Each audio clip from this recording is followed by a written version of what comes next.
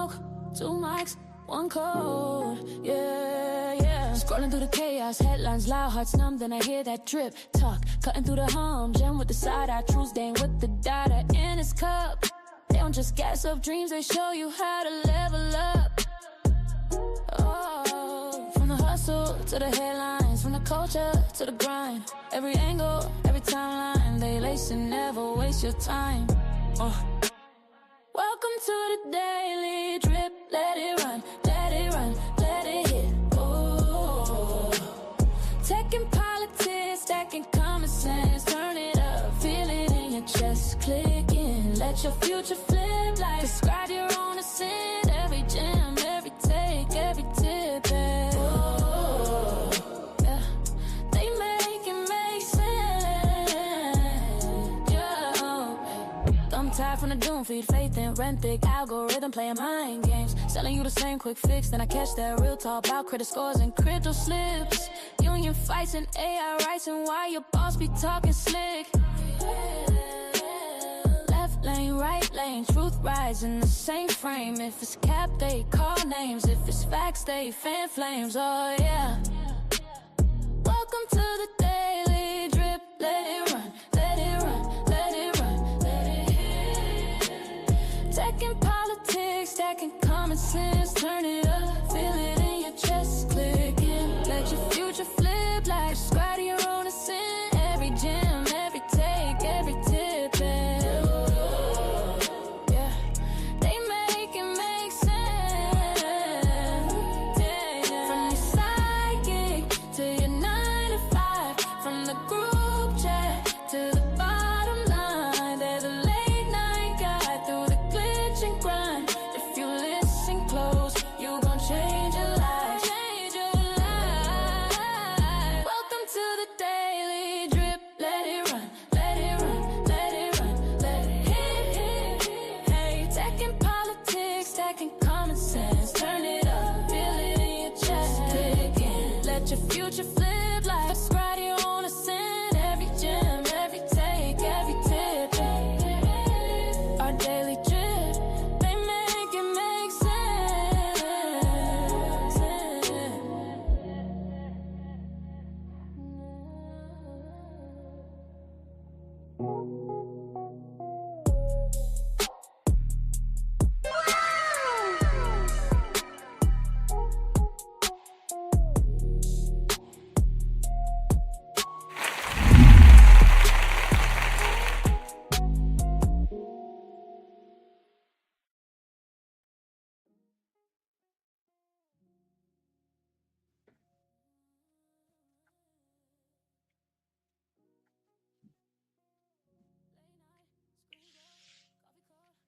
Welcome, y'all, to our Daily Drip Show. I am your co-host, Jim Jones.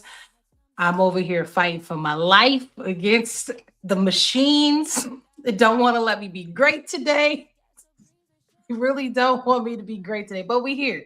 So while you're here, hit that like button, hit that subscribe button. If you haven't been here, it's me, Jim Jones. I'm here to talk with y'all some news, politics, tech, stuff going on.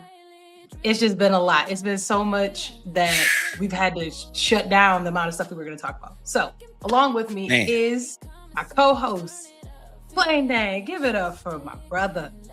How you feeling, my guy? What up? What up? I feel good. It's been a long week, a long week.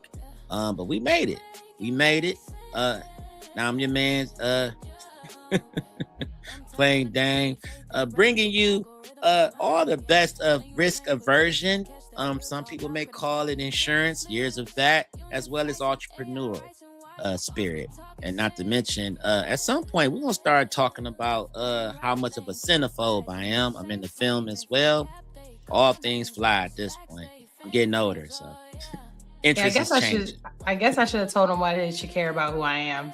Shout out to you for coming in and telling the people your credentials and being like, listen, this is who I am. I am me. She just heard y'all.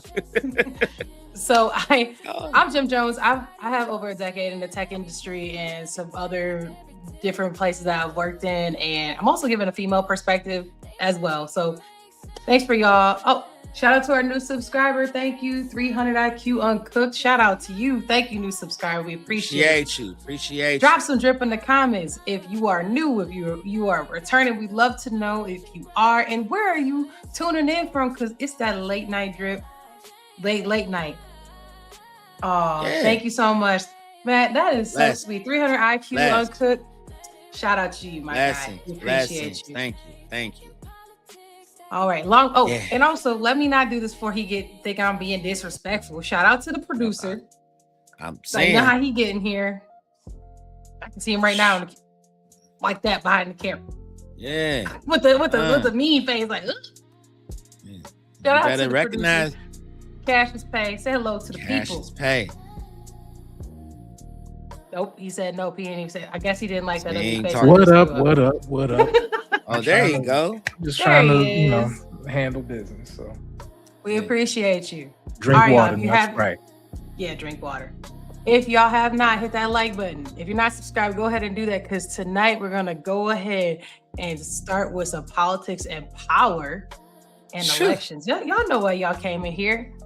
Let's talk about Marjorie Taylor Greene as a district runoff, and you would just assume that they gotta be like her, right? Ain't no way they could be different than her. Now, before we get into that, drop some drip in the comments if you do or do not like Marjorie Taylor Greene. I think it's interesting because it's always nice to know where our actual viewers think of the people. I'm trying to get it to come Right up now. for y'all. Drop some drip. All right, I will share my. Come on now. Me and the computer. The computer is winning. I'm telling y'all, the computer is winning today. I am losing very badly today. I'm losing. You got this. It's fine. Come on, computer. There we go. Be nice to me. Just be a little nice to me. All right, I'm gonna share this article right here. So, Marjorie Taylor Greene, her voters are heading to the polls, y'all. And so are the Oscars, apparently, because they also won't let me be great. Come on. Oh, I know, right? there we go. All right, so It's Friday her, the 13th. it is Friday the 13th. So the person who is actually running on the Republican that is back is very Trump-like. I'm very surprised, right? Because you would think that with all the rigmarole that's been going on with her, if you don't know what's been going on with Marjorie Taylor Greene, she was very much a Trump supporter, very much an advocate. And then, some movements and pieces of parts started moving around. She said, I can't get with that. I'm not doing that no more. And Donnie said, oh, you can't get with that? Well, you can get out. You go ahead. You can go, like today. So her name is really not what it used to be. So I'm actually surprised. This man right here is very similar. His name is Clay Fuller, and he is looking to run in the special election for Georgia's 14th congressional district. So why is that important? I just wanted to bring this up to y'all because I wanted to know, do y'all think that a Trump-style candidate would gain traction or not? Do you think that she should have stayed in her seat? Let me know what y'all think. It's pretty interesting with her Oh, yeah, because here's it's the- just here's like, the- yeah. I He's a little more close yeah. to like the look and feel, you know what I'm saying? Like, he about Trump about 6'3", something like that. Yeah. I mean, this dude Better about act- 6'5". Trump might want to ask him who his mother is. Looking like Barron a little bit. Allegedly. Allegedly. No, but I mean, for the most part, Marjorie has been leaving a sour taste in a lot of people's mouths. I mean, just the stuff that she's chosen to like backpedal on and apologize for. It's just, I don't even know what. Like, I really have no words for her at this point. I don't dislike her. So you don't but I just dislike have her, no but you feelings. don't like her. I just don't know. I just don't have any feelings when it comes to her because it's just so weird. You know what I mean? Like, she was hard boiled, and then all of a sudden, Yeah, it was just like, staunch. Yeah. So you don't like the Sorry. flip flop. So as somebody who's more on Yeah. the conservative end, you're not a fan of the flip flop. It sounds like folks As- like you would align with. I'm gonna be Mr. honest with you. Follier. As somebody from a neck of the woods where you say what you mean and you stand on your word, it's like, yo, it's okay to have an opinion. It's okay to kind of change up, but her change was just weird. You know what I mean? Like, oh, so you just don't like nothing you was talking about 2 years ago.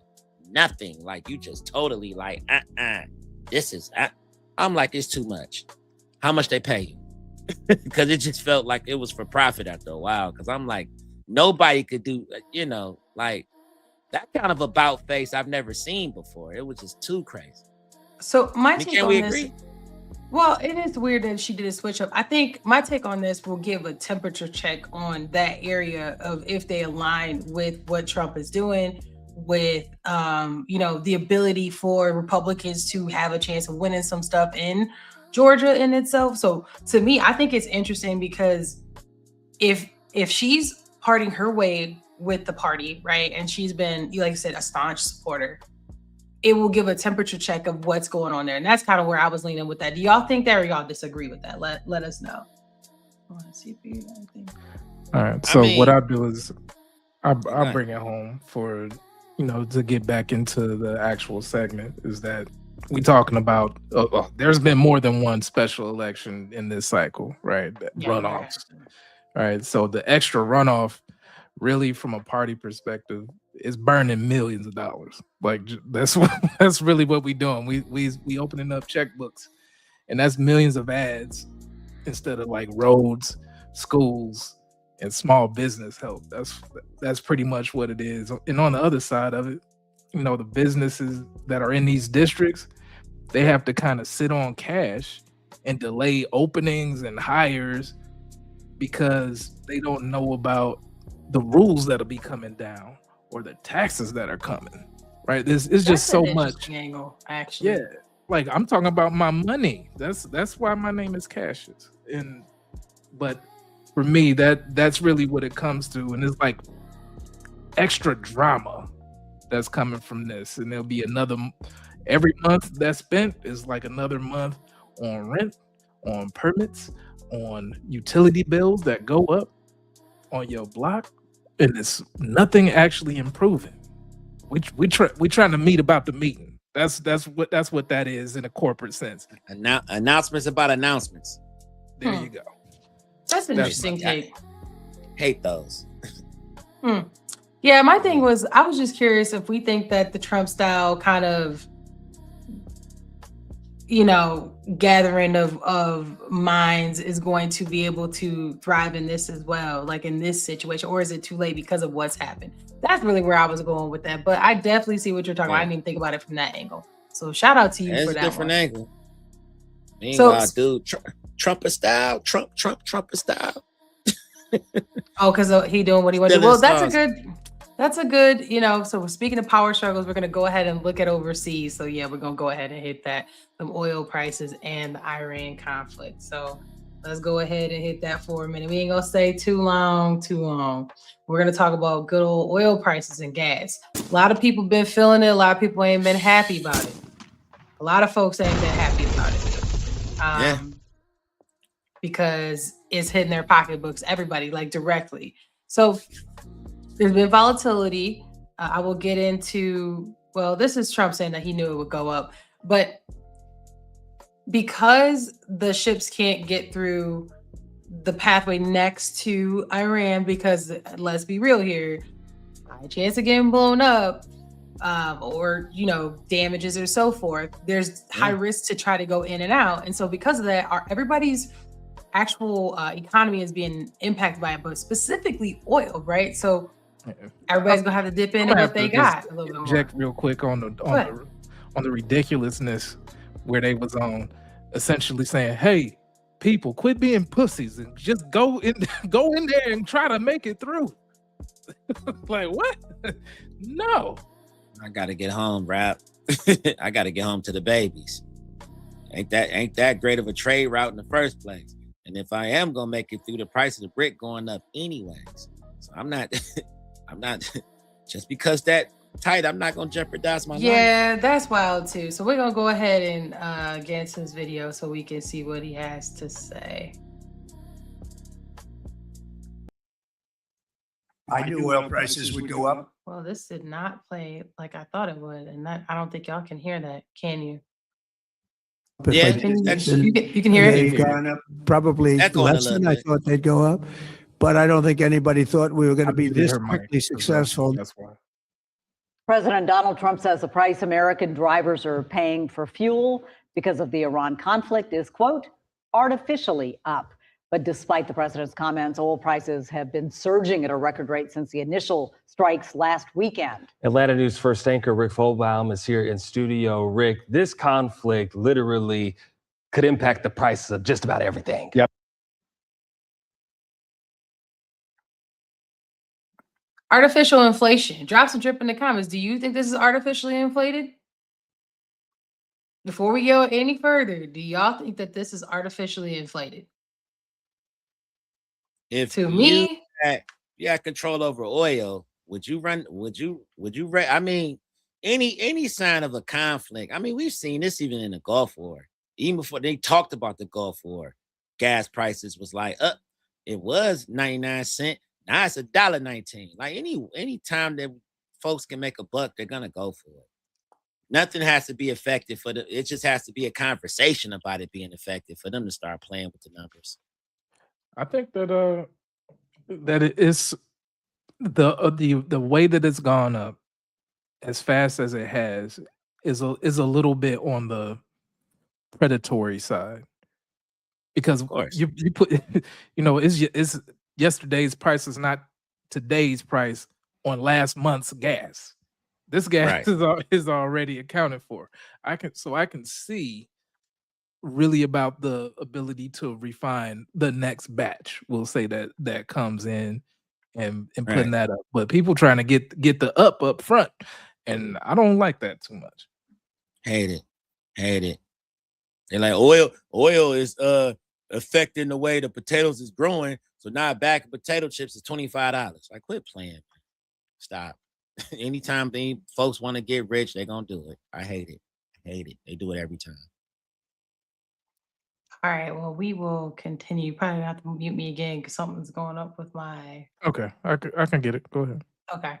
And we're starting to see that, really. Good morning to you both. Experts say that the shutdown has really severely limited supply, causing oil prices to spike, and that could lead to price increases on everything from consumer goods and food to transportation and manufacturing. According to AAA, here in Georgia, the price of gas sits at $3.23.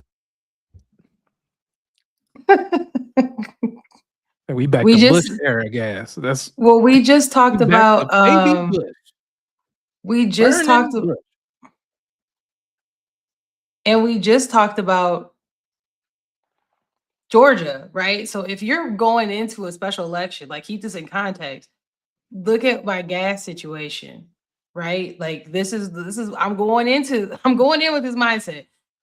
I think most people, their gas, no matter where they are right now, is, I think they said on average is up like 30, 40 cents a gallon or something like that. That's a lot. And I think in California, I want to say, didn't somebody post something? It was like $8 a gallon. Bro, hey, California gas is nah. Yeah, I just had a conversation with somebody. That might be full service included. Tax on tax on tax. Tax on tax on tax. Yeah, they're just, listen, California gas so high, Hawaii's gas is lower. That's crazy. That's ridiculous. And they charging $12 for milk in Hawaii. So yeah, their gas is cheaper. Like, come on, dog. Come on. So keep that in context as we continue to watch this video. Like Georgia, we just talked about Georgia, and we just talked about them having a special election.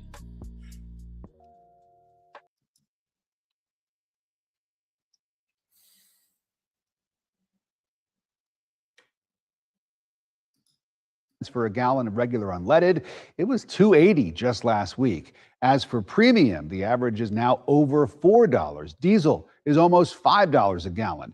Both were in the $3.60 range last week. Crude oil prices per barrel soared past the $100 mark yesterday for the first time in almost 4 years. but they have started to fall once again this morning.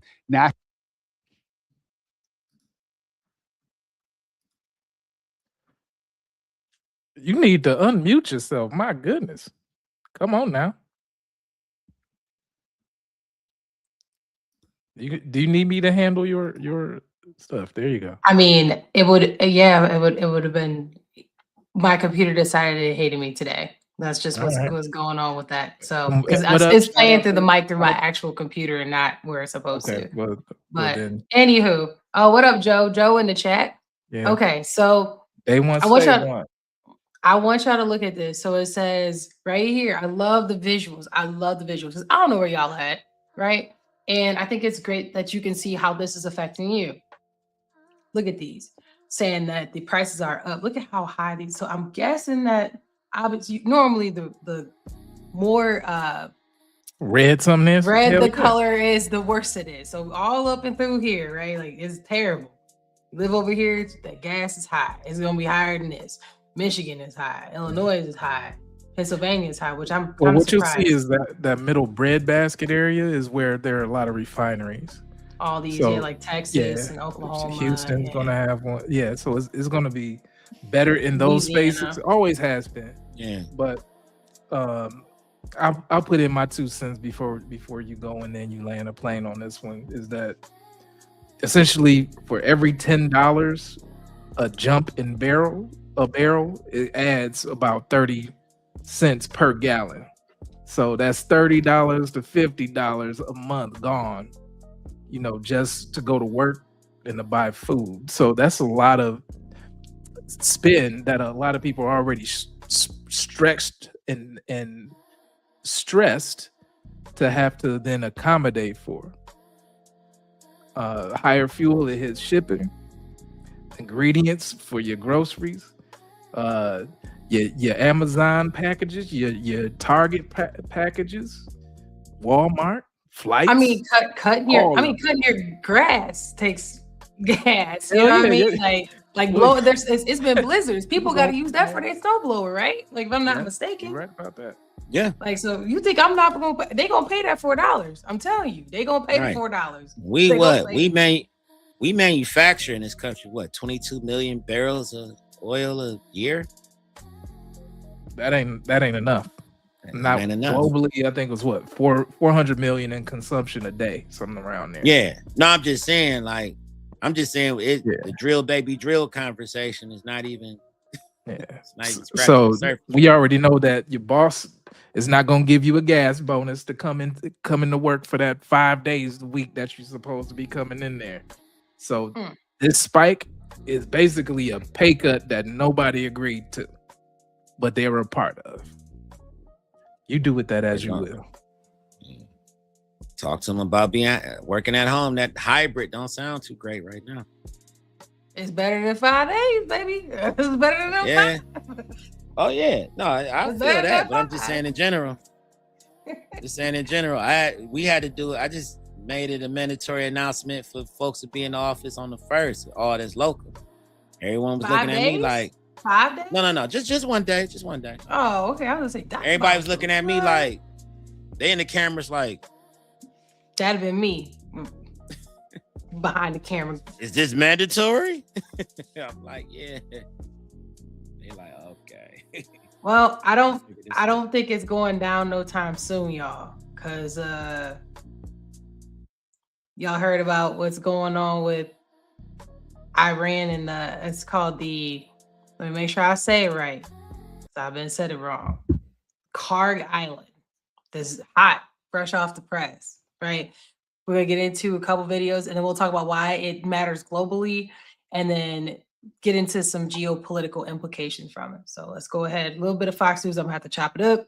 So we are going to have to ask our bosses for a Karg bonus right now because it's a Karg tax that's going on in here. Keep it going. Let me make that bigger so y'all can actually see. Posting on Truth Social, the U.S. Central Command executed one of the most powerful bombing raids in the history of the Middle East and totally obliterated every military target in Iran's crown jewel, Karg Island. Now, why is Karg Island important? Here with me now is Nate Foy, live From Tel Aviv with the latest. Nate, this is directed at all the naysayers who say that the American military cannot open the Gulf and open the Straits of Hormuz. What is this telling you tonight? Well, yeah, this is definitely an effort to protect shipping in the Strait of Hormuz. Karj Island is an island in the Persian Gulf, as the United States, as you heard in the president's True Social, destroyed every military target there as they continue to try to degrade Iran's ballistic missile capabilities. However, Laura, we are seeing those capabilities persist with several rounds of ballistic missiles fired at Israel today. And it's Okay. So what we do know is that it's an important place to be, right? And the thought process was, if we blow this up, it's going to take out some of their missiles and it's going to make them messed up. And Iran said, nah, we going to go get your boy Israel again. We going over there. We going to blow them up again. And we going to let y'all know what we working with over here, because we working with more stuff than you think we got. And so that's what's going on with that. Make sure we hop into this, because it's Fox News, not trying to get the ding, ding, ding, ding going on. I mean, what really, it's a linchpin and kind of like an elbow and to the area where there's the most vulnerability, right? So it's no secret that tankers have been hit and all of that. There's mines that are being placed, and they can be done relatively easily with smaller fishing boats and things of that nature that can put a hole in the hull. So, it's just dangerous to be in there right now. And should you have your military amphibious vehicles going in and escorting gas tankers, being a damn bodyguard day in and day out when you're supposed to be in a conflict? So, I mean, I leave that's it for you guys to discuss. I'm going to add a little more drip to this before we move on. Hold on. Listen, the baby just pooped his diaper and walked and crawled around with it. I'll leave y'all to clean it. Right. Brother, That's what he did. I'm not doing that job. That job I don't done. know what you're talking that about. job done. That baby done pooped is there. Yeah, the baby done pooped. It's over with, dog. I ain't they got going overnight through there. on. Where is the nurse? Where's the nurse? So a couple of things too, just so y'all know, like it's a really, really, really small island. Okay, so like it's not like it's a big space, but they estimate that about 90% of oil exports actually go through the island. So the goal is like, oh, you about to do that? So we gonna blow that up for you. And then secondly, apparently a lot of the ancient ruins are in there. So you hitting them on the money, and you're hitting them on their actual history and just history in general, right? Like I think they have actual tombs there.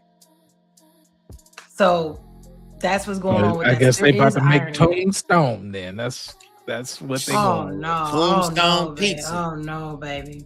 No, we not. They might get tombstoned. Well, I mean, that's been the MO this whole time, is just bombing shit. So it's not like they're gonna take a scalpel to the situation. They're going in with chisels and hammers. They taking off chunks as much as you can in a space that has 90 million damn people. You gonna buy the whole damn thing? I don't get it. I don't get it. He said, I'm finna try. So we're gonna listen a little bit more, and then we're gonna get to our next topic, which goes kind of together.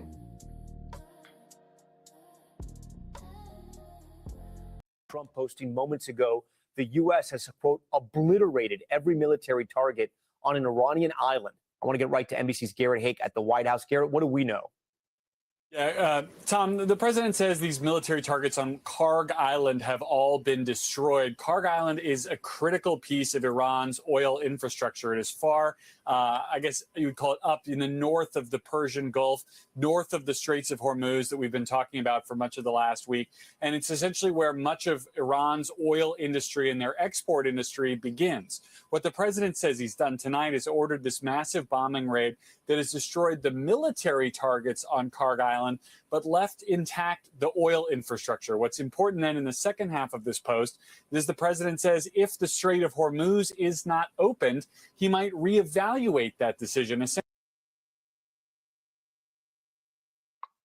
Okay, so I want y'all to look at this map, right? So we can see what we're looking at up here. So that's the why I strait, wanted to read that's this. that's what I was talking about, is where it's essentially the elbow where it's the most vulnerable space.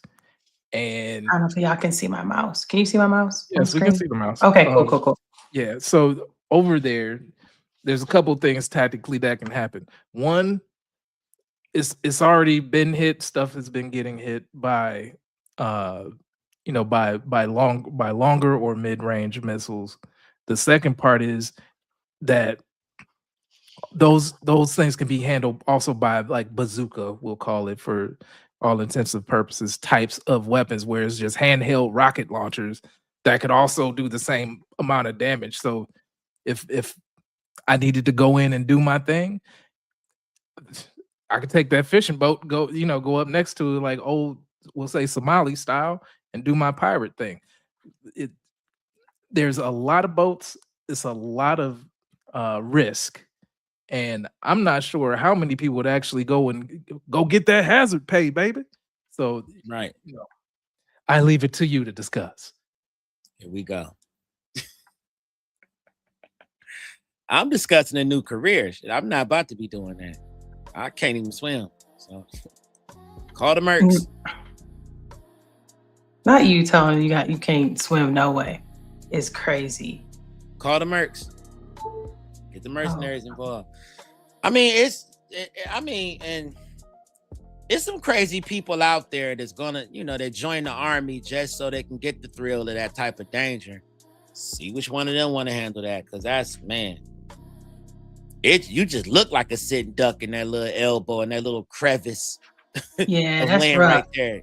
Yeah, that's look rough. like you coming around the corner and they see you. They got us. Yeah, in hood terms, that is definitely a soft spot. Cause you gotta make a turn there. That's really, like, if it was a straight shot, I mean maybe, but that what you gonna do? You gonna speed a tanker through? No, but I'm gonna say you having to turn turn. No, but you having to actually turn something, like the exposure of turning. Like, yeah, you know what I mean. Like, and you gotta navigate, even like creeping. Like you can't even do this. Look, you can't even do this with it. They over there, y'all. Let's turn back. No, you got to go all the way around there to look. Oh, they got us. They got us, dog. What is we gonna do? Yeah, so all of that to say, gas prices have been astronomical. And I was trying to bring this image up, but I don't think I can share it. It's not gonna let me actually share. I had actually broken down the gas prices. Real quick, you can drag the file to your desktop, and then you can share it. Here, let me take it out to show notes. Let me see if it'll let me actually do this. Well, I can share the screen too, so I could do that, but no, I'd rather not do that. Yeah, I got it. Give me a second. Okay. So while he's bringing that up,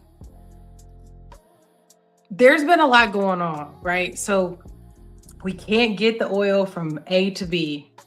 And we're like, oh, okay, there's this little spot here that we can expose. My real question on this is, drop some drip in the comments. What do y'all think the end game is? Do you think that we really gonna do a 20, 30-year war? We gonna keep bombing every day? Do we think it's gonna slow down? Like, drop some drip in the comments. Let us know. What do y'all think? Yes, this is it. Thank you, Cassius Pay. So this right here is giving the actual price of gas by president by year. So if you look, it starts with HW, right? Bush. I'm trying to remember. Daddy Bush. I told y'all, I don't be knowing the actual name. I don't know their actual, because we refer to him as Daddy Bush and Baby Bush. True story. So let me move this off of the that way it can be seen. So you got so it's essentially broken down between red and blue. It also looked like it's going along with inflation and shit too, to be for real. Yep. And, it get real bad after 08 as everybody already knows. You see with you know, baby Bush, it skyrocketed, right? But then everybody talks about how great it was with Obama. Now I'm gonna tell you this: one thing I do remember about Obama being in office, baby, that gas was high. The gas was high. Gas was horrible. $4 back then, yeah, and $4 back then ain't like $4 now. But yeah, that was gas like and people talking about rent. Where that one meme. So, that rent too high. Rent is too damn high. The rent is too damn high. So that blue you see in the middle, that's Obama. More like Zaddy Bush. Yeah, you're right, because he came in and the prices went up. It was like he came in the club with about 20, 30 of them things. Right. Talking about Baby Bush? Yeah, Baby Bush. Yeah. I mean, but yeah, so after Obama, then President Trump came in, and also keep in mind that's the Rona. So we had a pandemic that happened, right? So wasn't nobody driving no damn where, really. Nobody was really driving. People were really staying in the house. Delivery drivers obviously were pretty big, but it went down because they needed to sell. So the demand wasn't as high. And then boy, as soon as they opened up them doors. Yeah, this is 2021. Going into 2022. Body. It's like, bring your ass into the office now. No. Right. And then if you look at so people are really complaining about gas, but I wanted to bring this up.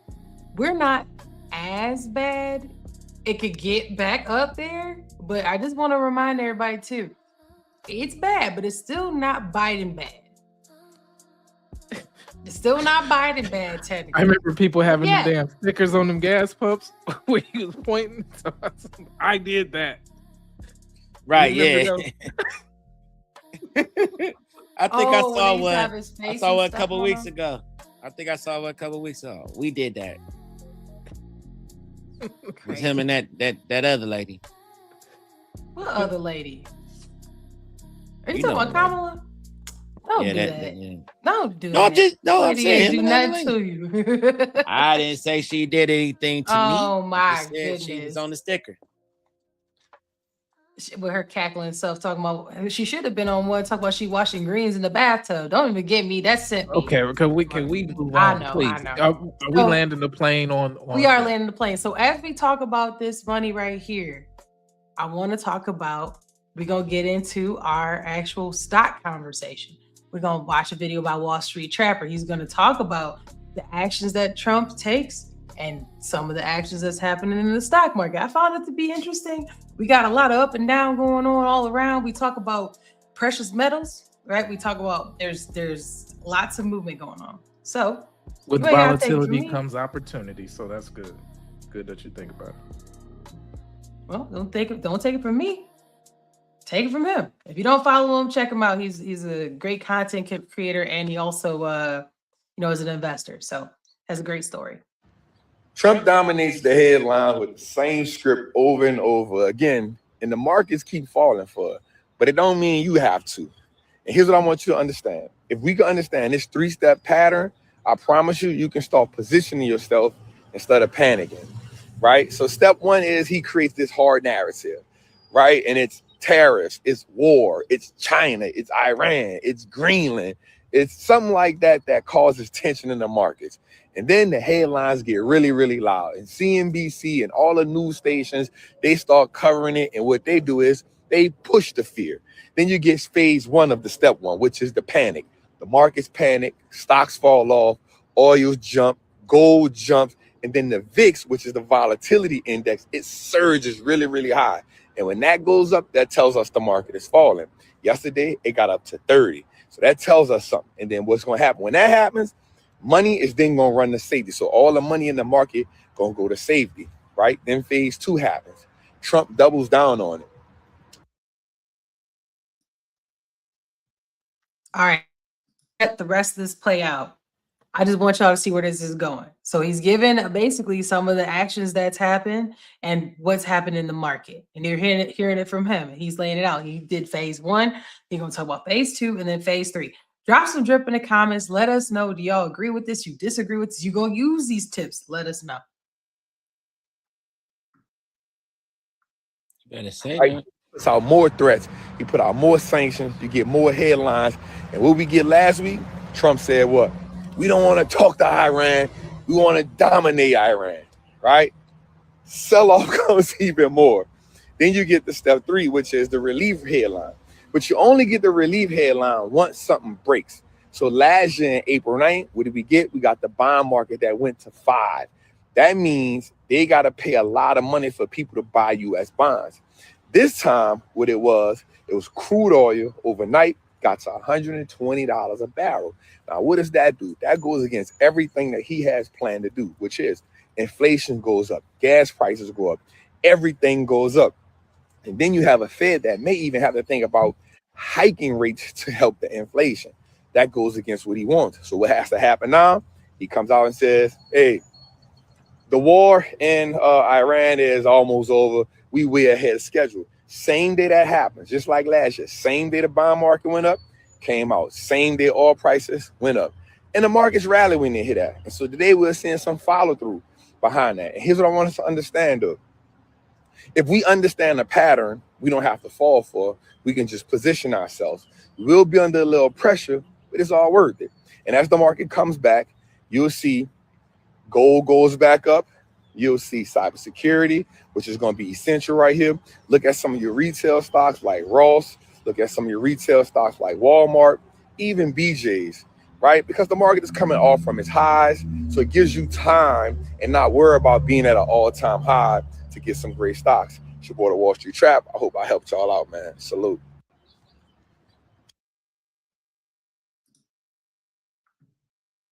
So you heard it from him. He just gave a little bit of strategy on, we talked about a lot that's happening in the world, right? And based on some of those actions that's happened, what is an opportunity to have some level of strategy as you approach what's going on with the market? I hope that helped y'all. I'm not anybody's advisor. All I can do is share some content that I thought was helpful. And I think that was helpful. Drop some drip in the comments if you like that. Listen to him and buying the dip. That's all I got. All right. Well, I'll put a little bit more to it. Put a little dip on the chip, as they say. That's your thing anyway. Yeah, it's in my wheelhouse. Yeah. But like, so we'll talk about he got into like Trump moves, right? Mm-hmm. So one Trump move, we'll call it, right, or quote, can swing damn hundreds of billions of dollars in market value in a single day. What is that? For all of those that know about them, your 401k. That's the main thing. You probably staring at your 401k like, ah, dang, help it. I need to take it out. I'm trying to retire. No, don't. You cannot. The one thing about a 401k that sucks is that it's usually not dynamic where you can go in and make moves on your own. You're beholden to certain options. But it's also tied to emotions. So that's really the bad thing there. So what 802s for those of you who know, you know. Oh, here you go. I already knew you was gonna say. Yeah, but we'll get back into it. We're talking about like the volatility in this. It equals like wealth transfer in those moments. So Warren Buffett and all of those individuals, yeah, they have a large war chest, but that's because they're waiting for times like this where he talked about VIX, which is basically the fear index or fear greed market. That is where small investors start buying high and then they panic and they sell it at the low because they scared. Don't go out like no bitch. You make sure that you have it where it's ready to go. You gotta keep your wits about you. Stand strong. Diamond hands as people call it, right? And that's how I used to be with NFTs. I wonder how that worked out for everybody. But the funds and market makers, they scoop up the difference in all of that. And that's really where the main issue lies. But what happens? Fees get paid, win or lose. That's what happens for a lot of people. Your retirement, it depends on chaos, while Wall Street earns a steady check. So that's what happens because all of those transactions that you make, I'm a broker. I get it anyway. I get it on the in and out. I'll leave it to you to discuss. Yeah, I mean, let's talk about the 401ks for a second. What Cassius Pay was talking about for the 401ks, when you get a 401k, it'll say, what kind of portfolio do you want to have? There's sometimes they ask you, do you want to be aggressive? Do you want to be really, really conservative? Do you want to be balanced? That means that they're going to pick options for you that align with whatever that strategy is. Sometimes you get a chance to pick what you want your 401k to go into. A lot of people don't realize that if the market is doing bad, then your 401k does bad because your money is actually technically in the stock market. Like, that's just what it is. Like, it's technically in the stock market. So let's say stock market crashed to zero, then your 401k would be worth zero. So yeah, like that in a nutshell. People using your money to get themselves even richer. So what you can actually, well, just don't treat it like gambling. That's really what I'm saying, because the way that you guys are painting it is in a way that if I wasn't familiar, I'd be scared. Because you're saying, zero, then we you gotta let her finish her thoughts, sir. Yeah, I was gonna continue. She just put her apron on. You didn't let her cook. Let that girl cook.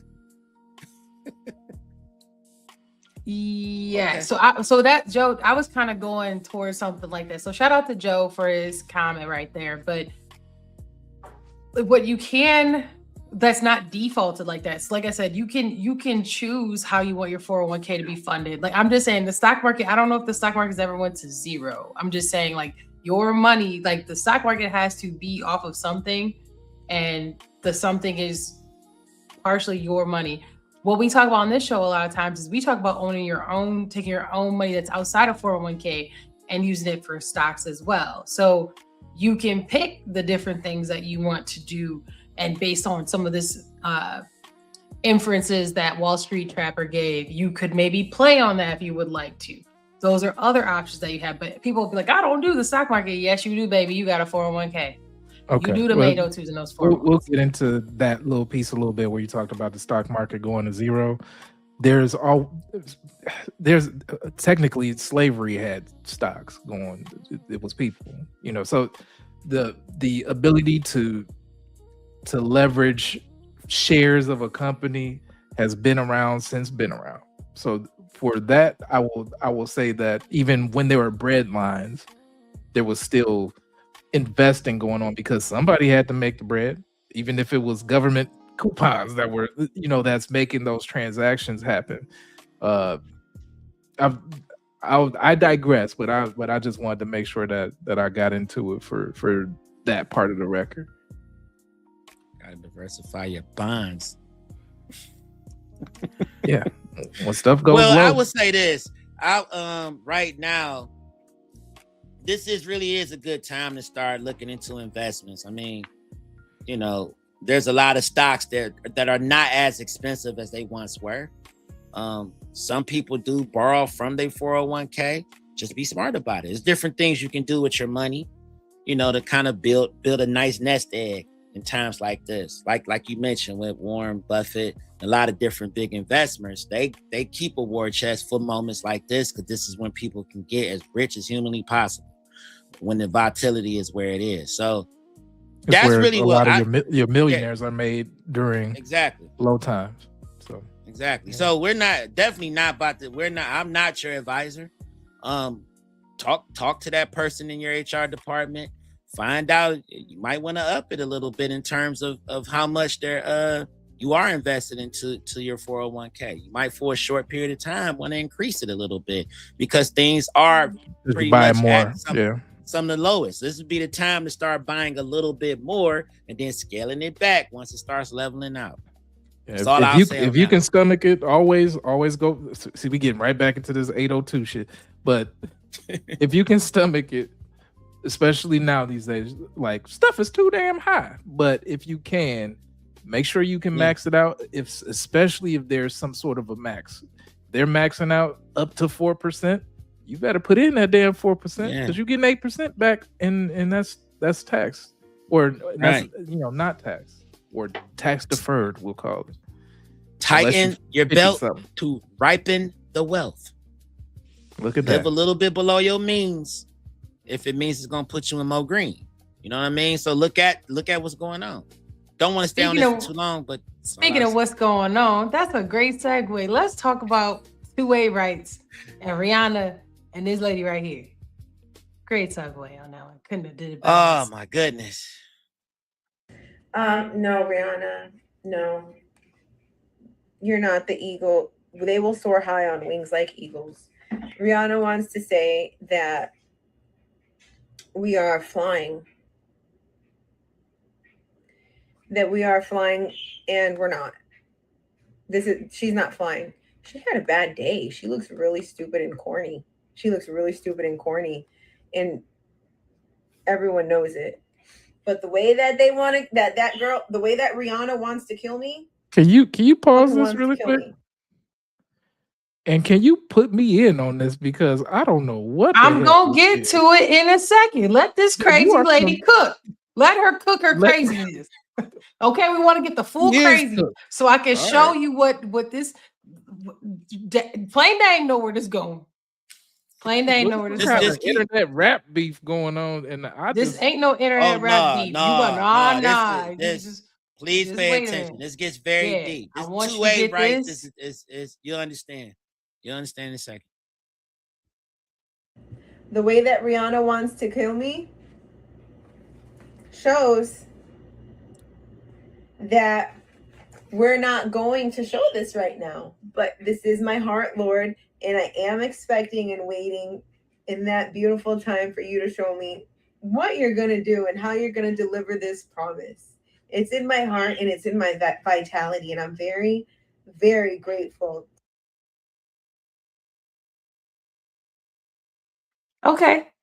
Next on that. That seem normal to y'all? Drop some drip in the comments if you know where I'm going with this. Y'all don't. So let's go ahead and get into it. So recently, Rihanna had somebody pull up to her house. Bah, bah, bah, bah, bah. Is it surprising it was said lady that we just showed this video of? Is that what she was praying for? She was praying for bullets?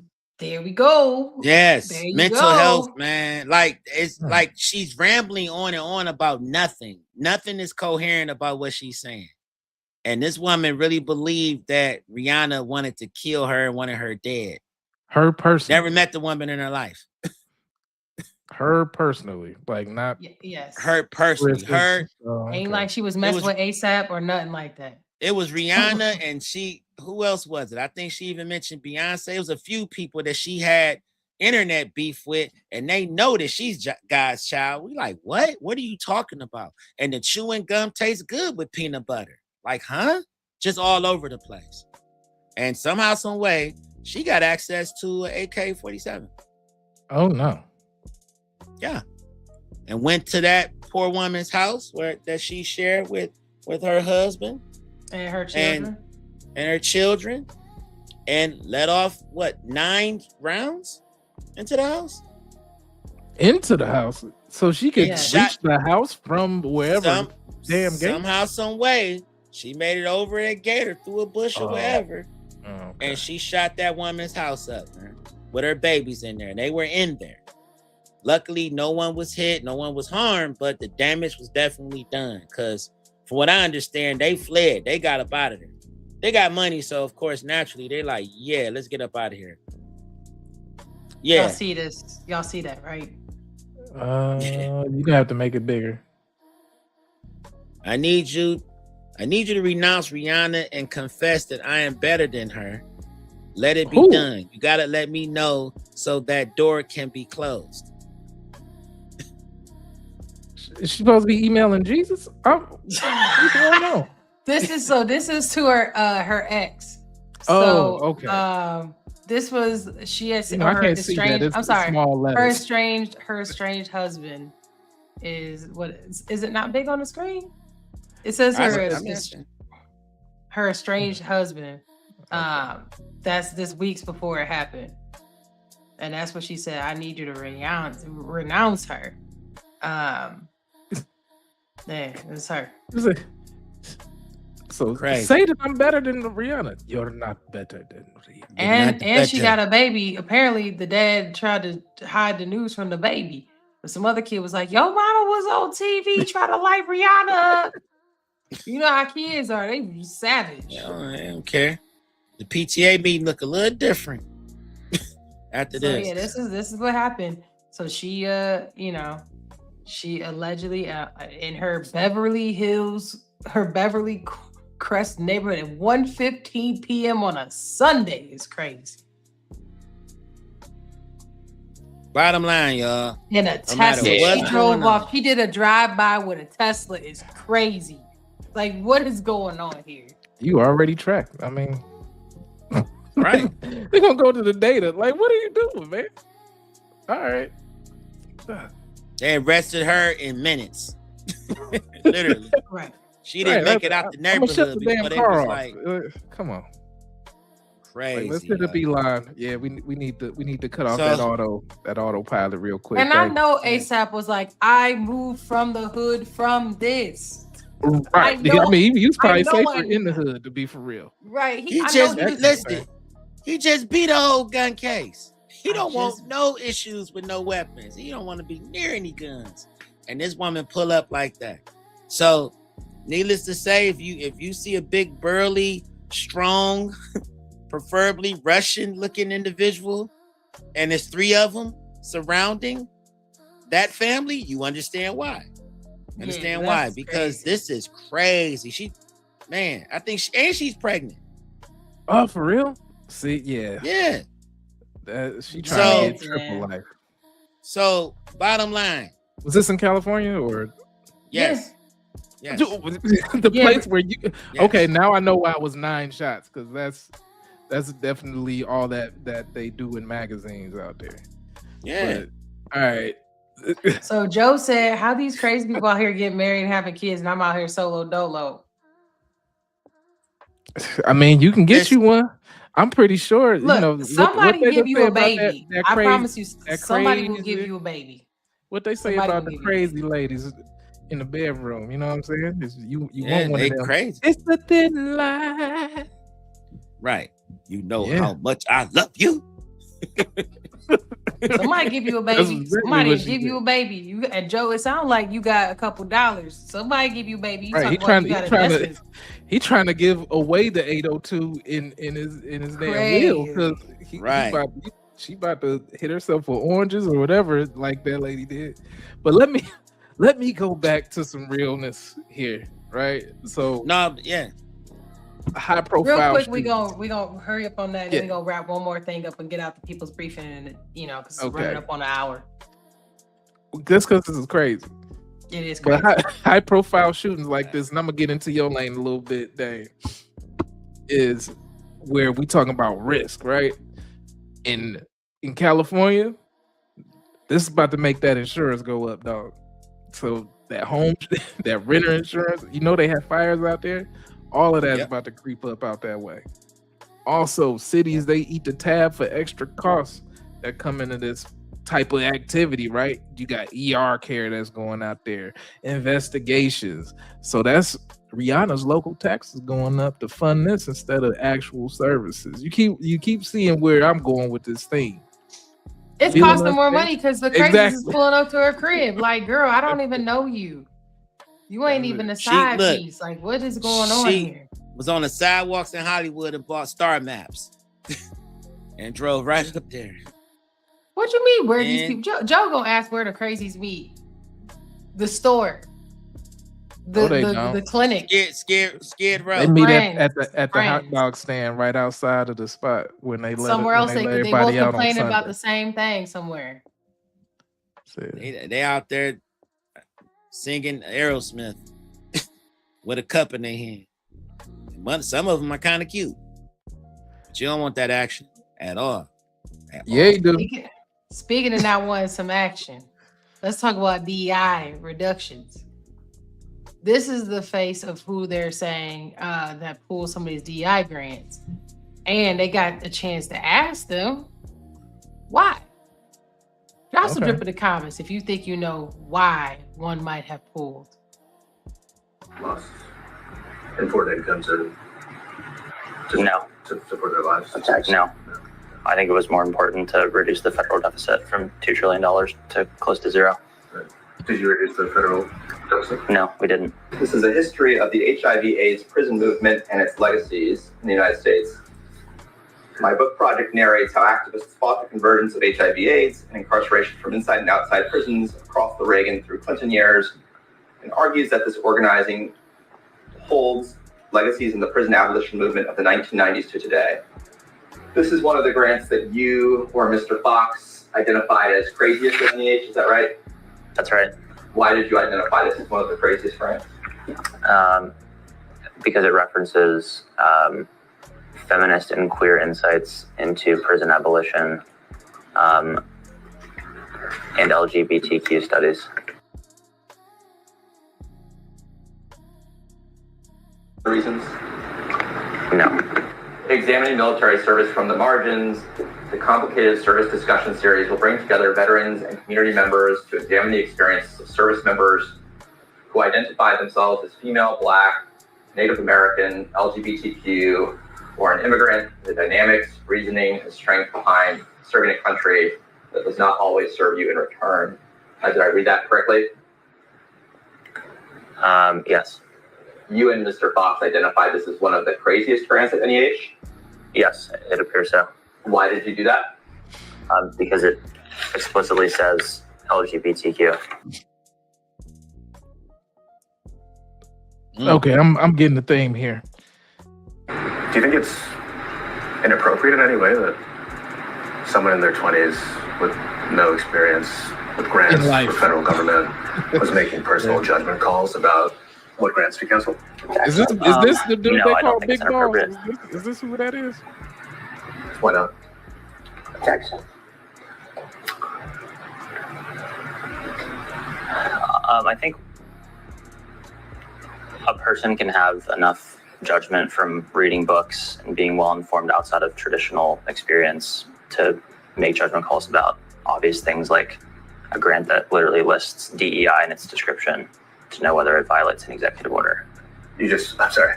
I'm saying books because you said books. What books would you have read that would have informed your opinion on what grants to cancel based on DEI? There were no books. No. Dr. Seuss, One Fish, Two Fish, DEI, Bluefish. Homie said there were no books.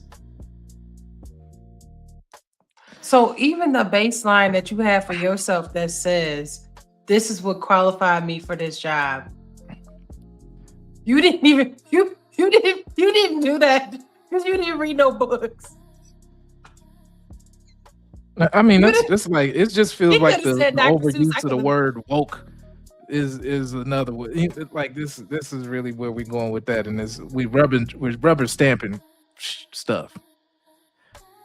So He said it said LGBTQ, so get them out of here. It's crazy. So basically anything that's outside of that. But let me get into this a little bit because this was weird too. And just to actually see this in real time is actually disheartening. That's who was going around making them cuts to people who don't have services that they used to have. And we over here talking about Doge. I mean, come on now. It's like let me go through and hit line items, and let me just do a control F for DEI and I'm gonna just go DEI. Smash all that. Yeah. And look and type in if certain letters pop up, emerging LGB. together. That's enough. LGB cancel. That's what it's gonna be. Like, damn. Wait a minute. It says the preventive of harassment of LG. Nah, I'm being harassed by this documentation. I'm not funding none of that ish. It's DEI. Right. So killing DEI effectively saves like a line item in a budget, but it's gonna raise a lot of things. One of which is turnover. A lot of people experiencing that right now because of the type of climate we're in, and because of some of these safeguards that are being dismantled. But what's the true cost? Is replacing mid-level employees from the market often costing probably anywhere between 50% more and 200% more of their damn salaries in the first place. So it's some weird ass shit that you about to get to our next one. So you trying to roll into that? I'm just talking about this because we're talking business here, and if you care about diverse thought, that's really what I'm talking about when it comes to DEI is diverse thought. Everybody can't be the same. Everybody can't think the same. Otherwise, you're going to get the same results. You are not going to get innovation this way. It is unsustainable. More bias and fewer safeguards equal more discrimination claims and six-figure settlements plus the damn legal fees.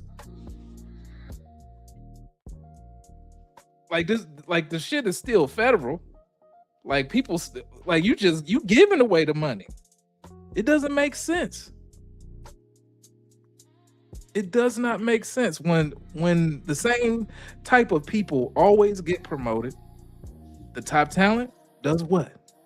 It walks away to the damn competitors, and it takes the innovation and revenue along with them.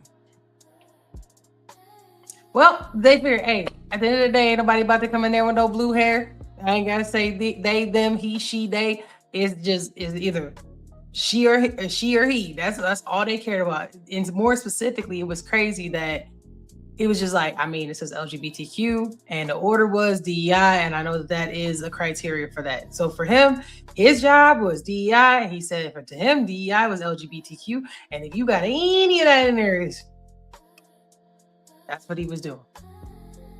Boom. Yep. Put that stamp down on that.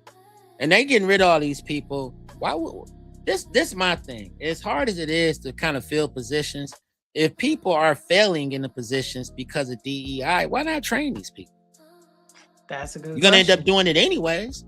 You're gonna have to get new people in there to do it anyways. Now you're just spending more money hiring more people. I never understood that. So that was a conversation I had about doing that with somebody who has the same background, culture. We'll say we'll call it all those things, and we'll just dance around the things that make me uncomfortable instead, rather than understanding what true competition is. Oh, we can save that for another day. So let's go ahead and slide into our next segment, y'all. Let me put this into, which is actions have aftermath. I'm gonna go get me a little something to fill in my cup. But guys, I'm gonna let y'all take this away after I read it out. So according to this LinkedIn post, go ahead and zoom it in, please. Can you see? Can you zoom it? That is zoomed. Y'all can't see that. I see it. So if anybody's on mobile, they're gonna need some bifocals. Because it's gonna get distorted. Like I don't know if you can actually see. Yeah, it's better. Okay. So according to this post, this man said he had a chat with a support representative and he was called an idiot. And he said he understands bad days happen, but actually it reflects your brand. And you need to have respect, and then dropped homie's name right here. So it wasn't AI that called him idiot. This is the actual. This is a human. This is more than likely an outsourced human, because no still update. Part of the brand, dog. Oh, he got an update on this. So this is his update. Oh, my guy is sending out all of this. This is what actually happened. Yeah, so this is the original. He put his email out there, but let me move that out of the way. But it says you should do the same to yourself infinite number of times. You called him an idiot. So then, they popped in and was like, hey, hold on, though. Like, let us know where the problem was. We resolve it. Which is customer service, right? You know what I mean? So I know we talked about service, we talked about quality, we talked about brand. Let me know, guys. I'm gonna go get something to drink, but let me know what y'all think about this. Okay. Do you think that this touches on, first of all, we talked about H-1Bs. We've talked about, you just talked about quality in general of those who actually, it could be AI, but it also could be when we talk about replacing DEI for a cheaper hire a lot of times. this could be a representation of that. And then finally, is just, I would even say language barrier sometimes could be, possible negative to this as well. That ain't got shit to do with somebody's attitude. So that's the other thing that I'm over here talking give me about something to drink. when it comes to customer service. But you know what I'm saying? Plain Dame, we can go ahead and we can go rock this when it comes to customer service in that particular situation. Oh yeah. Yeah, so here I'll put it up next to you so you could thank you. Go ahead and I'll let you rock this. Let me see here. Let me see. Boom. Where did it go? Which way did it go, George? I'm about to put it back up now. So can you see it? If you can. Organization want yeah, so I'll here because the memory span is you not should there. do the same to your infinite whatever. Man, so fire. essentially there was a small dispute, going on with Amazon package over here, and homeboy that is a part of the thing basically called him an idiot in text when going back and forth or whatever. And so he went and he talked about it, and you know what people do, when they have that type of experience, this is the part where it takes 20 years or so to build reputation, and 20 seconds can dismantle it. But why? It's because cultural differences, it might be. It's also people not caring about certain opportunities. She got into H-1Bs, and this could be a part of it. People that have H-1Bs, there is I'm not against H-1Bs. I'm actually against the exploitation of an H-1B visa, where people are put under pressure to perform more output for less hours or for less pay.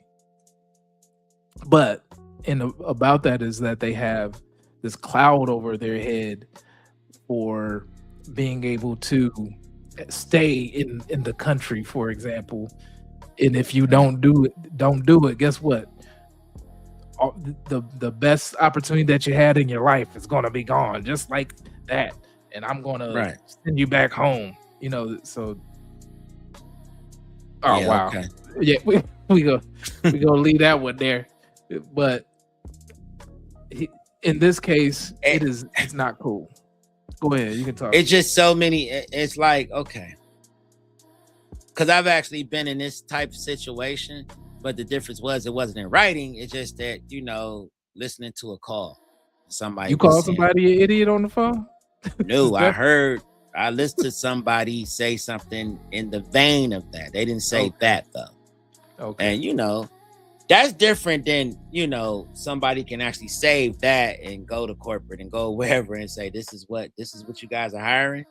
This is how you guys do business. It's different. But bottom line is, all you have is your reputation as a company. The second you start having people doing stuff like this, and then, this is going viral. It's going viral because somebody gonna look at it and be like, you know what? I don't like that shit. Like the things and it happened to me in a different way, and everybody gonna compare stories. And then everybody gonna have a Yelp review, because them Yelp reviews is powerful, whether you know it or not.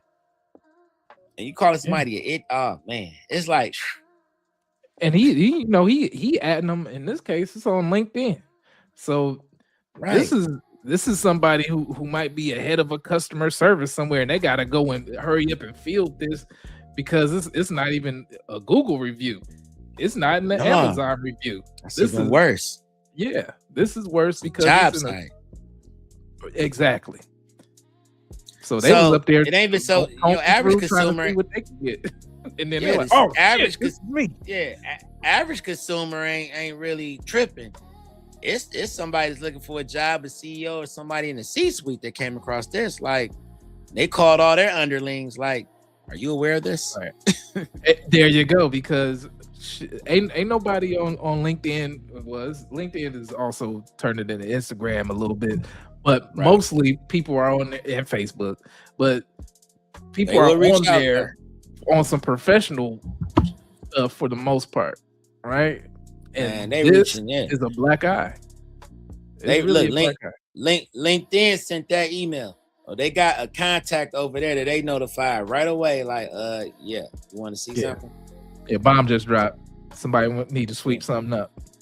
Yeah, and somebody should be fired by tomorrow. Well, I mean, somebody's acting like they weren't going to get fired, acting like that. Like, where you get off like that? But again, there's erosion of like cultural spaces when it comes to what people understand customer service. As we become more global, it kind of goes like that. If you've ever been out of the country in certain spaces, things that we would consider rude within the U.S. borders isn't how people talk to each other. Is a matter of fact. It is bluntly. People don't hold doors for people. I've held the door for somebody and they just walk through as if like I was the servant, and I was like, oh hell no. But that happened to me.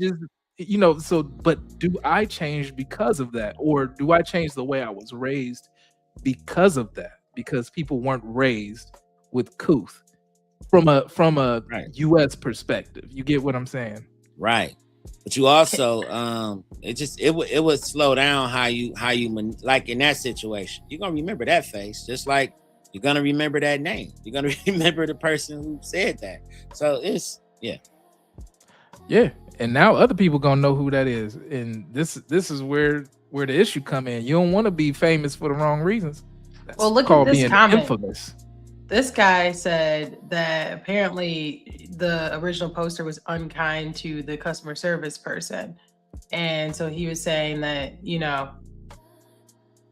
get what you get back. What do you think about these comments? Well, I mean, the thing is that I've been in customer service. I've had to call people on credit cards when I was coming up in the game, when I was trying to get these little penny jobs going in and getting hung up on having little kids put the phone down when I'm calling people and little kids. How would you like if I called you while you were at dinner and sit down, you bitch, and then hang up the phone on me. I can't, you can't hang up the phone. You got to sit there and take it. But it's not like I'm going back and forth with an 8-year-old. No, they put the 8-year-old on the phone for a reason. And guess what? As part of policy, and if I want to try to make some type of sale on these cold calling whatchamagigs, then that is what I have to do. I'm being recorded. I'm supposed to have a certain script that I go through. I'm supposed to be in a certain space, a certain timing, a certain amount of couth to align with what the company is saying that they want for their opportunity. Exactly. And I'm also big on. I'm going to end this call now. You have a good one. Yeah, you can do that. I'm gonna. This interaction is not helping me or yourself. I'm going to be the one that end it. You have a good one. I'm big on that. I'm not about to argue. I'm not about this idiot. No, the hell with that. I like getting paid. I'm going to lose my job because of one word. Right. No, I'm cool. I mean, at that point, you done talked to hundreds of people a day. Right. But this one was the one. Skin should have been a little thicker. Today. I'm about to go on that break. I'm about to call home and vent. And then I'm gonna come back like, thank you for calling Amazon. Right. That's it. Cause this is what I signed up for. That's it. Yeah. Well, right, I was going to talk about Elon talking about he gonna hire humans again, but we could skip over that. Long story short, if y'all ain't been in the world, there's been a whole lot of stuff going on that's been going wrong with it. They've been trying to automate, and Elon all of a sudden is like, "Hey, you know what? Maybe come back. Maybe y'all should just go ahead and come back." So that we can skip over that. We can skip over to this one, okay? We're gonna get into allegedly Michelle Obama and Barack Obama have a story that they went to a restaurant and the chef was someone that Michelle used to date.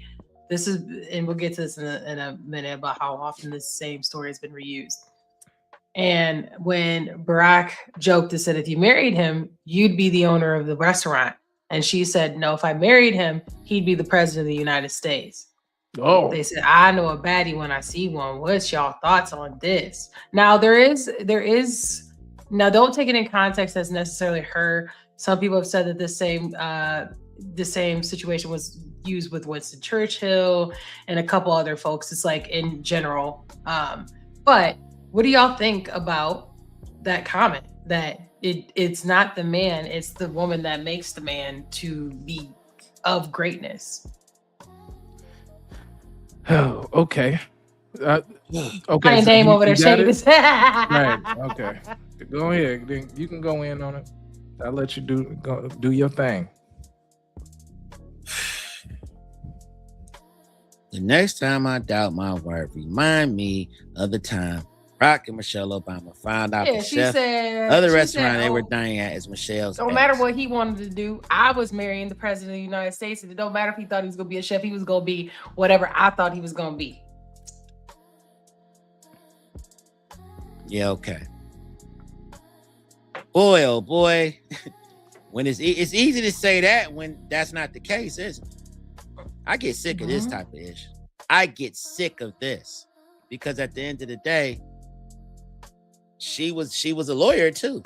Wonder why she ain't stay on that path. Because it was better over there with the man. It's a lot more I could say.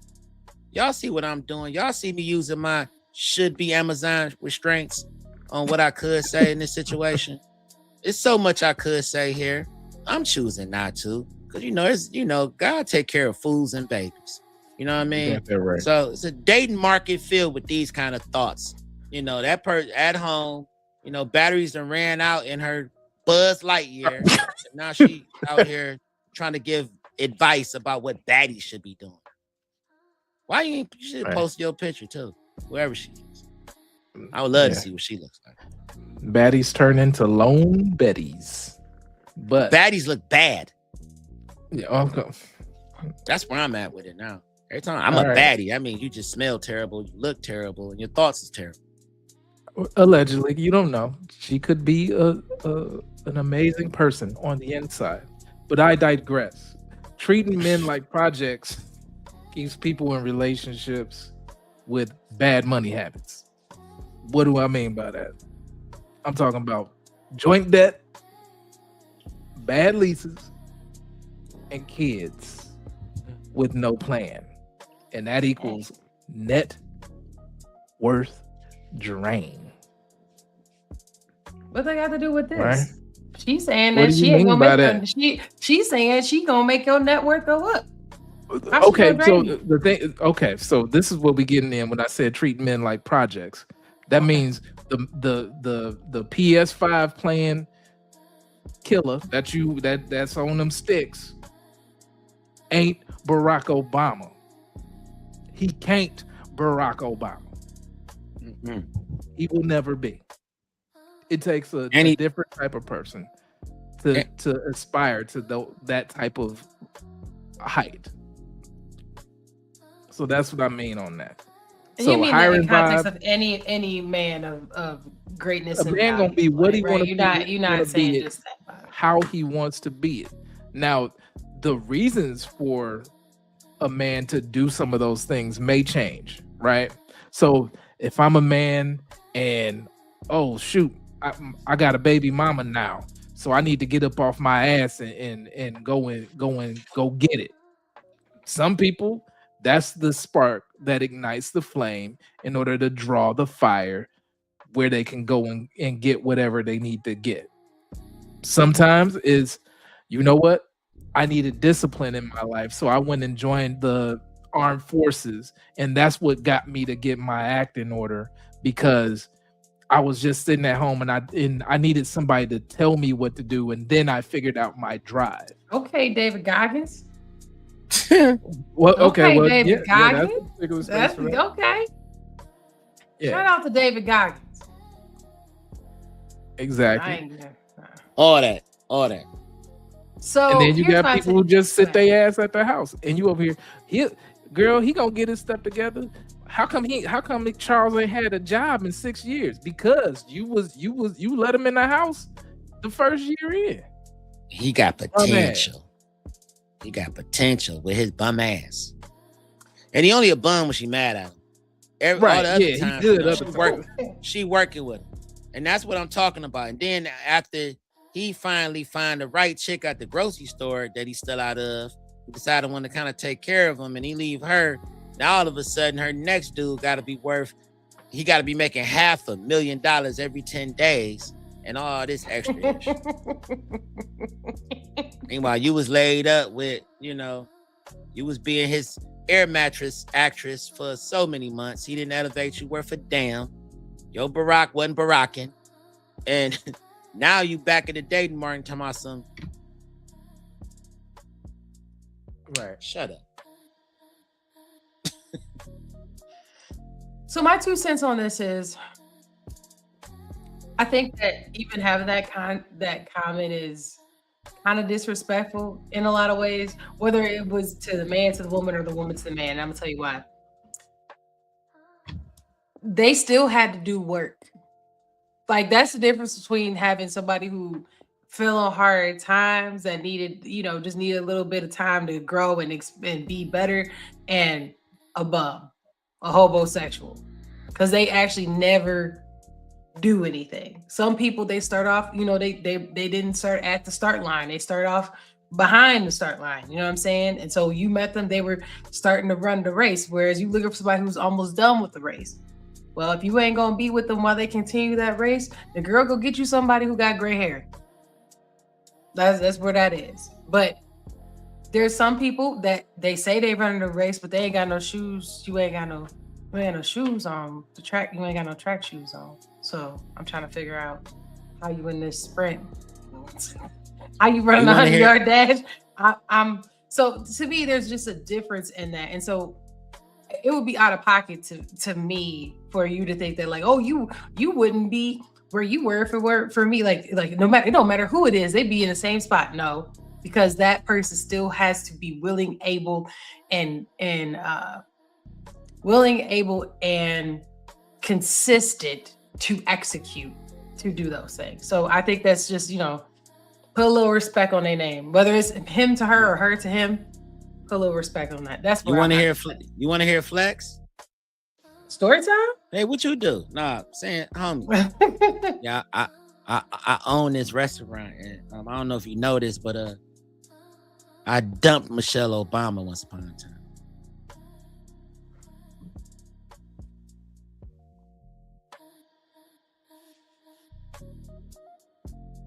You dumped too? Yeah.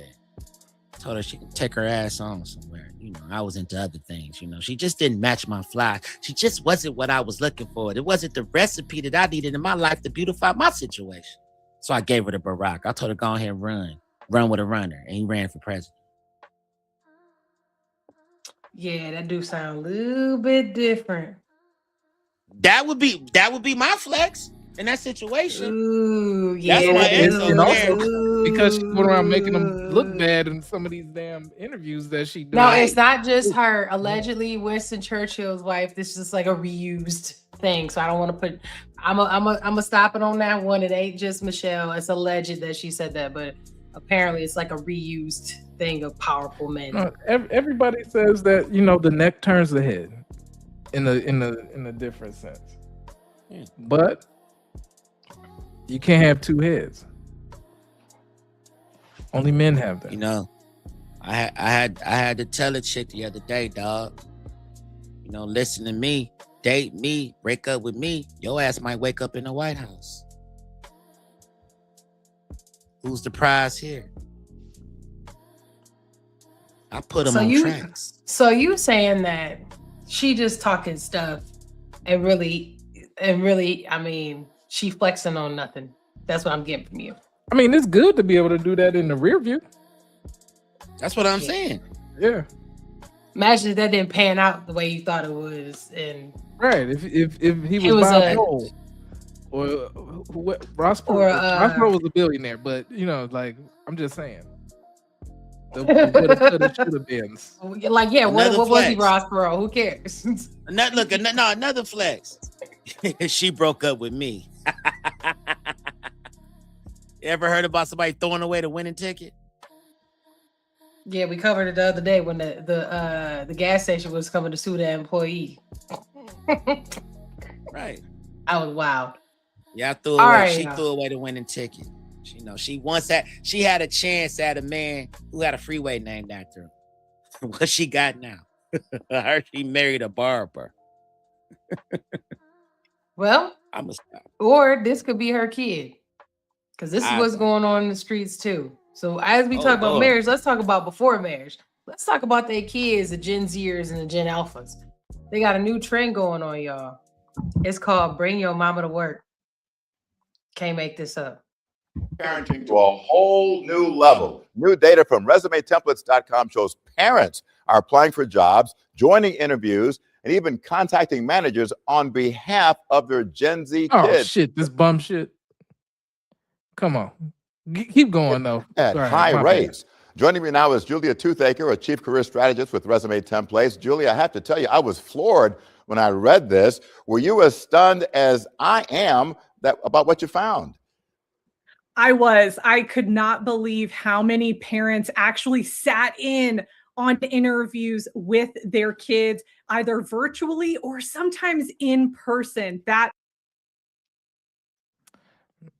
we in a damn PTA meeting or what? Like, I hate it. Yes. I deal with this every day. Every day. And man, listen. Yes, I'm calling because I'm calling on behalf of my son. And look, the whole time, person that transferred the call over to me, like, yeah, she called in about her son. He's 41. He's 28. He's 32. That's 41. And this me.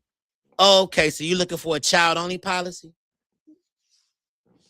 No, he's 38. Oh, okay. Yeah, take my number. I want you to call me back with him on the phone with us. Well, he kind of doesn't have the time. Okay, so he don't have time to get insurance? Yeah, I'm calling for him. Yeah, take my number, ma'am. This is for compliance. I really need to speak with him too. I can't discuss his medical issues with you because he's a fully functional adult. Now I've said it, adult. So I can't talk to you about it.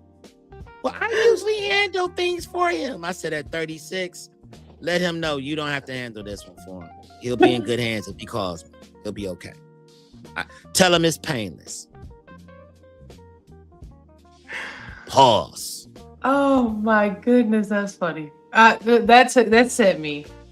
Yeah. So that's why I'm gonna try not to put their business out there. My parents once had a neighbor where the mom, the dad, and the son all lived together. The son was like 30, some almost 40. And she would pack his lunch, take him to work, get his clothes out, wash his clothes, all of the things, like pick him up, drop him off. And they lived in the Midwest, so it was like snow. She would get out there, clean his car off. It's crazy. And it wasn't nothing wrong with him that I'm aware of. Like, it's not like he had like some kind of like issue, like a fear of snow, you know what I'm saying? A fear of rain. Like, it was nothing like that. He just, woo.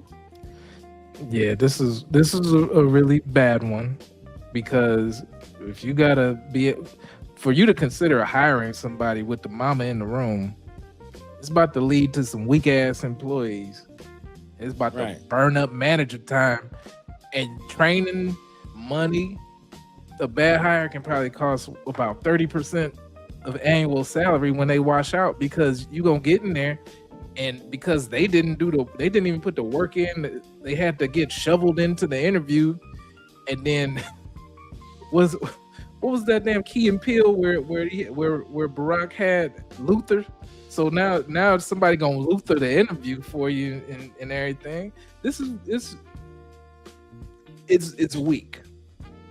It's weak. Very. And they raising these weak ass kids. Absolutely. That's 28. Floored me. So what are the employers saying about this? I can't imagine that most employers are happy about it. I think that it really shows the lack of maturity in the kids and the Gen Zers that are doing this. But I'm sure that there are some employers, especially of smaller organizations, I think of those mom and pop shops that are probably okay with it, but I would not think that that is the norm. And what's the dynamic that's because they can't get nobody socially else. awkward? Are the parents nervous that their kids won't get a job? What is it? I think it's all of that. I think, we have a generation that has been called the anxious generation. And I think that that's some of what we're seeing in this behavior from parents. But I also think that parents see what's going on in terms of getting a job, and they know that it's a lot more difficult. And so I think they think that they're trying to help their kids, but when in reality, it's holding their kids back because they need to be more independent in the workplace. I was just going to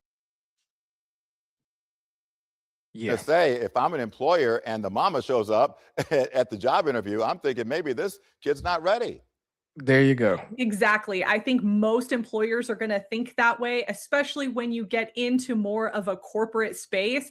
You have to be able to act independently. You can't have your parents speaking on your behalf. Maybe in some very unique situations, they can call in if you're ill or something happens, but that's very, very rare. Yeah. Very quickly, is this a sign that the kids should do what I did, get a job when you're like 13, 14 years old? So exactly. by the time it's time for a real job, you're good?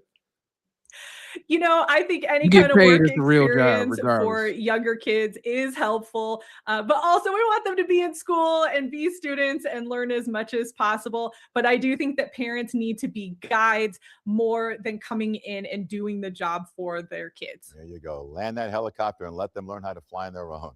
Julia Toothaker, thank you. Yeah. Big homie said they had me out there working at 13. I don't want to hear nothing about no shit, Gen Z got crying. paper routes and everything else. He said lemonade stands, sweeping the thrift store. It was kids hustling. If your mama call in corporate America for you, 9 times out of 10, I don't think you're qualified for that job. Hell no, because she filled out the resume. She probably put some of her experience down, coached you. You get in there and you like, the email is hers. My mama. Email on the resume is her email and her phone. Yeah, like she your secretary, like executive assistant. That's what happens. So what's your email? It's Glenda Mays at 1962 at Gmail. You know what I'm saying? That's mine. Everything goes through her and it gets to me. That's how that works. When things go wrong, we mama. So we gonna get up out of here with the last part of drip. We talked about when things go wrong, you blame mama. We gonna find out. Y'all see about the marathon runner and what happened to him. I'll say this before we start. Never give up. Never give in. Make sure you keep running so you can win. All right. Let's go. That was deep. Don't worry, it's about to get Hey, how close is Michael from here? Is he within eyesight from us? He's in the last. I don't know. Here he comes. He comes right now. Here he comes. So let's get right back down to the finish line so we can watch Michael cross the line here. Michael Kamau from Kenya. Just over. He walk him down. Oh, whoa. Nathan Martin. Nathan Martin. Damn. Gosh. Wow. It is a photo finish for Everybody know who won.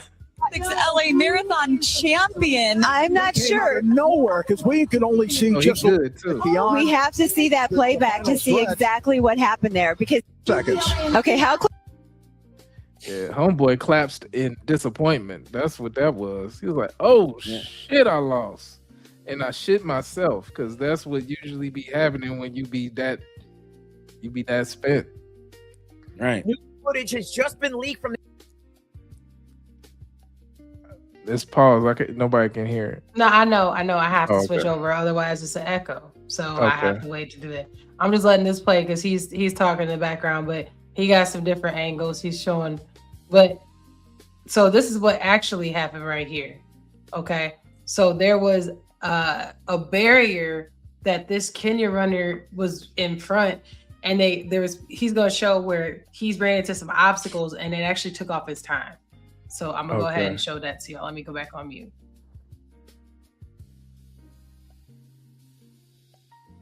Sports content like this, make sure to follow. Now watch this. This is with about 400 meters left in the race. Here's the leader right here. Instead of continuing straight down that road, which would have secured his victory, the man instead made a wrong turn and had to turn all the way back around, costing him precious time in a race he would only lose by 0.01 seconds. And guess what?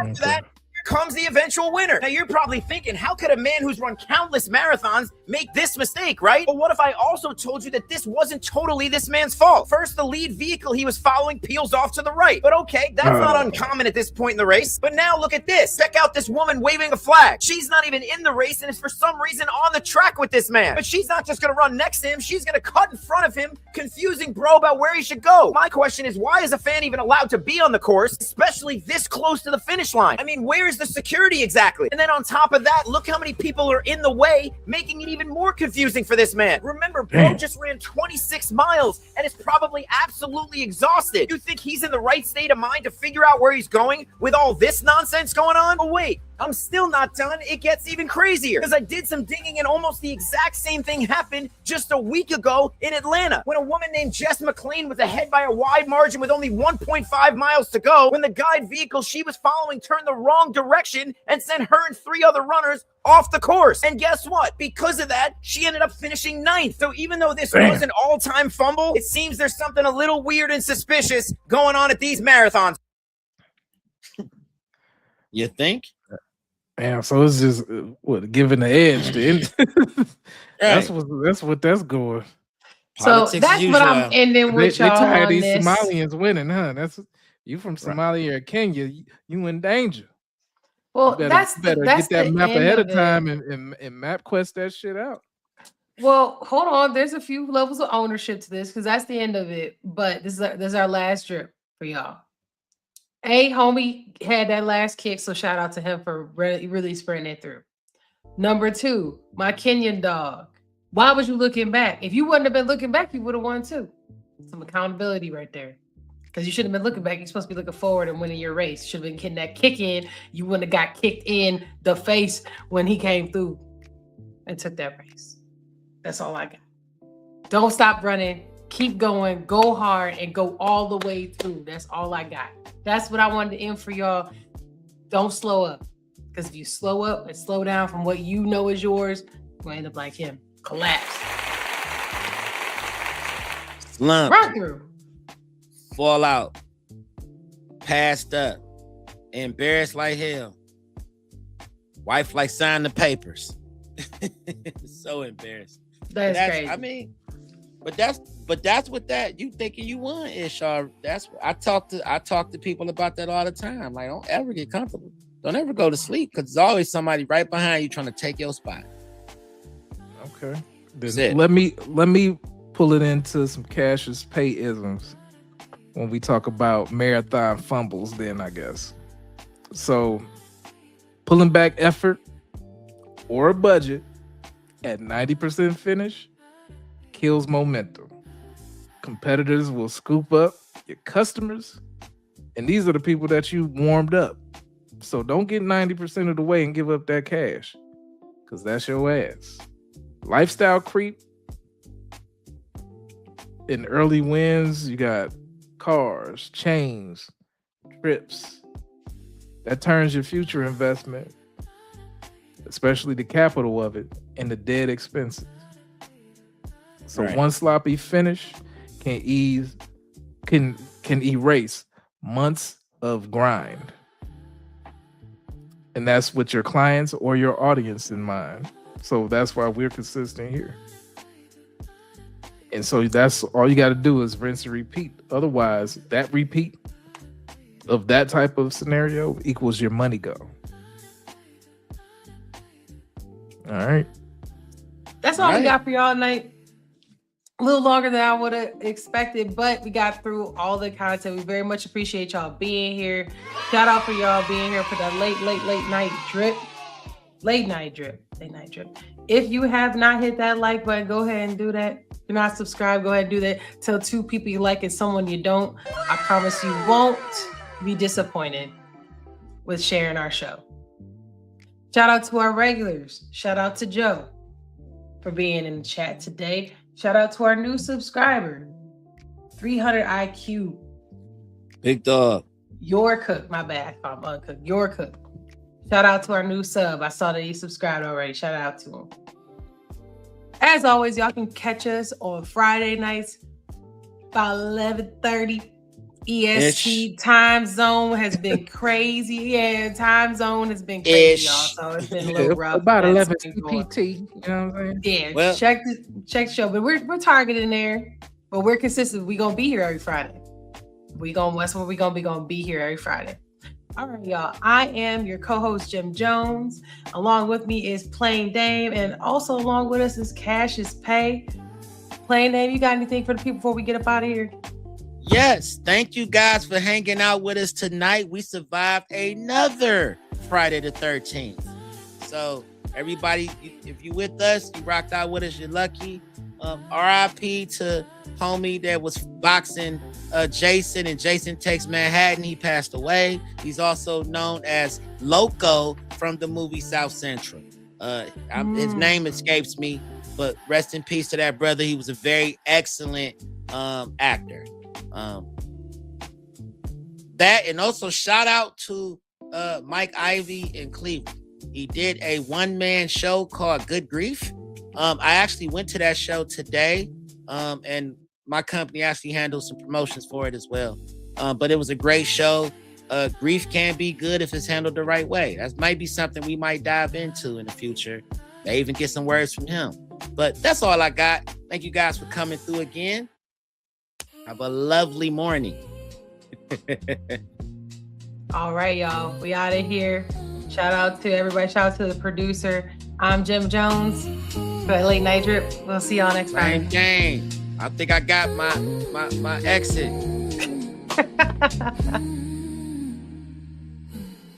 City lights close, shadows dance. Jim and Dame got the vibe, got the stance. Cash is paid, bring the bass, make it last. Drip, drop, drip, drop, smooth as glass. Late night, whispers in the air. Feel the rhythm already there. Drip, drop, our daily flow. Drip, drip, Jim and Dame, you already know. Drip, drop, watch the city glow. One more time, let's take it slow. Skyline kisses the moonlit tide.